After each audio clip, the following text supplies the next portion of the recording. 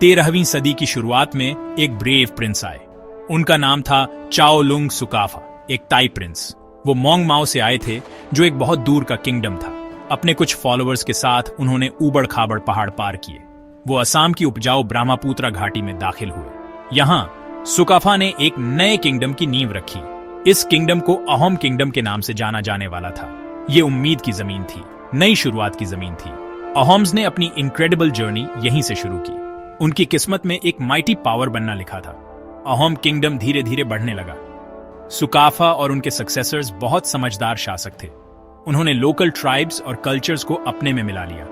इससे एक स्ट्रांग और यूनाइटेड अहोम सोसाइटी बनी। उन्होंने एक यूनिक एडमिनिस्ट्रेटिव सिस्टम बनाया। पेक सिस्टम उनकी स्ट्रेंथ के लिए बहुत जरूरी था। हर अडल्ट मेल जरूरत पड़ने पर सैनिक बन जाता था। इससे एक बड़ी और डिसिप्लिन्ड आर्मी बनी। उनका शासन कुशल था, जिससे किंगडम खुशहाल हुआ। किंगडम उस इलाके में एक फॉर्मिडेबल फोर्स बन गया। अहोम लोगों का स्पिरिट उनकी सबसे बड़ी पूंजी थी। वो अपने इमेंस करेज के लिए जाने जाते थे। एकता उनका मूल मंत्र था, उनका गाइडिंग प्रिंसिपल। वो अपनी जमीन, अपनी पवित्र मिट्टी से बहुत प्यार करते थे। अहोम्स बहुत बहादुर योद्धा थे, हमेशा रक्षा के लिए तैयार। उन्होंने अपने घरों और अपनी आजादी की बहादुरी से रक्षा की। उन्होंने कभी हार मानने की सोची भी नहीं, कभी आसानी से हार नहीं मानी। उनका अटूट स्पिरिट एक जलती हुई लौ की तरह था। इस अंदरूनी आग ने उन्हें इनक्रेडिबली स्ट्रांग बनाया। इसने उन्हें आगे आने वाली बड़ी चैलेंजेस के लिए तैयार किया। जैसे जैसे अहोम किंगडम का इन्फ्लुएंस बढ़ा, उन्होंने और इलाकों को अपने शासन में लिया। उनकी पावर और प्रेस्टीज हर गुजरते साल के साथ बढ़ती गई। लेकिन पश्चिम से एक माइटी एम्पायर उन्हें देख रहा था। मुगल एम्पायर, बहुत बड़ा और एम्बिशियस, उनके उदय को देख रहा था। मुगल्स पूरे इंडिया को जीतना चाहते थे। असम अपने रिच रिसोर्सेज के साथ उनका टारगेट था। एक लंबे और कड़े कॉन्फ्लिक्ट के लिए मंच तैयार हो चुका था। अहोम्स जानते थे कि उन्हें तैयार रहना होगा। वो अपनी मदरलैंड की रक्षा अपनी पूरी ताकत से करेंगे। माइटी मुगल एम्पायर ने असम पर नजरें गड़ा दी। वो उपजाऊ ब्रह्मपुत्र घाटी पर कंट्रोल करना चाहते थे। इसके रिच रिसोर्सेज उनके लिए बहुत अट्रैक्टिव थे। तो शुरू हुआ एक लंबा और जोरदार कॉन्फ्लिक्ट का दौर। अहोम किंगडम एक जबरदस्त रुकावट बनकर खड़ा था। यह सिर्फ एक वॉर नहीं थी, बल्कि कई वॉर्स की सीरीज थी। यह संघर्ष कई दशकों तक चले। यह सहनशक्ति की परीक्षा थी। अहोम्स अपनी होमलैंड को न छोड़ने के लिए डिटरमिन्ड थे।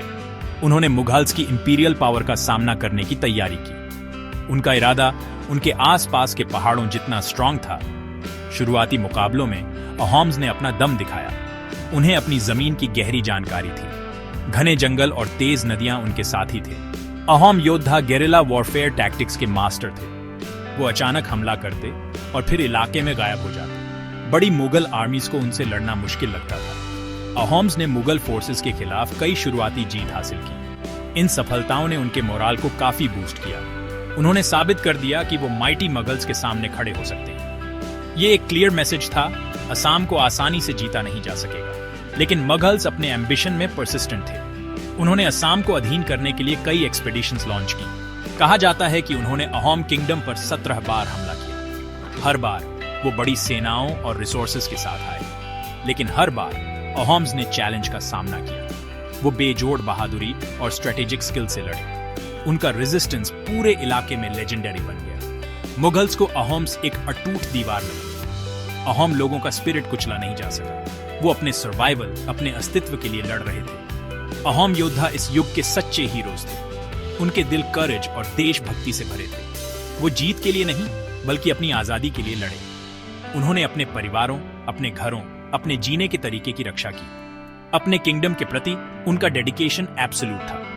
उनकी बहादुरी और बलिदान की कई कहानियां सुनाई जाती हैं। अहोम हीरोज के नाम आज भी गर्व से याद किए जाते हैं। उनकी लेगेसी अटूट करेज और रेजिलियंस की है। उन्होंने अपनी पूरी पीढ़ी और आने वाली पीढ़ियों को इंस्पायर किया। उनकी कहानी उम्मीद और ताकत की एक बीकन है। सबसे फेमस बैटल्स में से एक सरायघाट में लड़ी गई थी। यह लेजेंडरी कॉन्फ्रंटेशन 1671 में हुआ था। मुगल एम्परर औरंगजेब ने एक मैसिव आर्मी भेजी। इसे एम्बर के राजा रम सिंह आई लीड कर रहे थे।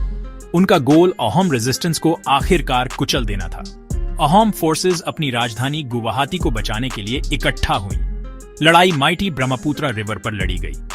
ये अहोम किंगडम के लिए एक क्रिटिकल मोमेंट था। असम का भाग्य अधर में लटका हुआ था।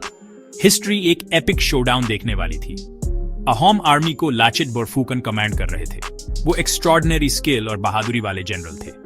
लाचित एक सच्चे देशभक्त थे, अपनी जमीन के प्रति समर्पित। उनके लीडरशिप ने उनके सैनिकों में गहरा कॉन्फिडेंस जगाया। बैटल के दौरान लाचित बोरफुकन गंभीर रूप से बीमार पड़ गए, लेकिन उनका स्पिरिट अटूट रहा, उनका इरादा पक्का रहा। उन्होंने फेमसली कहा था, मेरे मामा मेरे देश से बड़े नहीं हैं। यह तब हुआ जब उन्होंने अपने ही मामा को ड्यूटी में लापरवाही के लिए सजा दी थी। उनके कमिटमेंट ने अहोम फोर्सेस को और जोर से लड़ने के लिए मोटिवेट किया। अपनी गंभीर बीमारी के बावजूद उन्होंने फ्रंट से लीड किया।